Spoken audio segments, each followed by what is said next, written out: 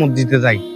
এই যে আমি প্রায় সময় ফজর নামাজ পড়ি আসি, দেখি আপনাদের এই মন্দিরের পাশে, এই মসজিদ আর মন্দির তো পাশাপাশি, এখানে বসে নেশা করে, এই জুয়া খেলে, আবার মদও খায় অনেক সময় দেখি।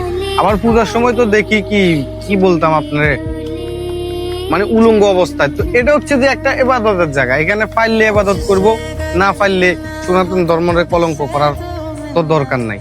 এই কিছু কিছু লোকের কারণে আপনাকে সনাতন ধর্মের মধ্যে হিন্দু ধর্মের বদনাম হইতেছে। এই কাজটা করার তো দরকার নাই। এটা পবিত্র জায়গা, ইবাদতের জায়গা। আপনারা যেরকম আল্লাহর আরাধনা, আমরা যেরকম আল্লাহর আরাধনা করি, আপনারা এরকম ঠাকুরের আরাধনা করেন। তাহলে এই পবিত্র জায়গাটাকে কেন অপবিত্র বানাইবো? এটা তারা কেন করতেছে? এটা সনাতন ধর্মকে অপমান করতেছে দাদা।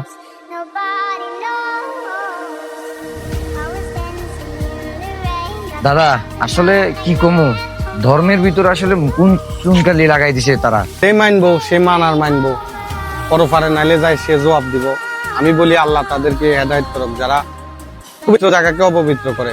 তো চলেন আজকে সকালে নাস্তা আমাদের বাড়িতে খাবেন, চলেন ইনশাল্লাহ। ইবাদতের জায়গা হচ্ছে সবচেয়ে পবিত্র জায়গা। এখানে কেউ নেশাদ্রব্য করবেন না এবং ধর্মকে কলঙ্কিনী করবেন না।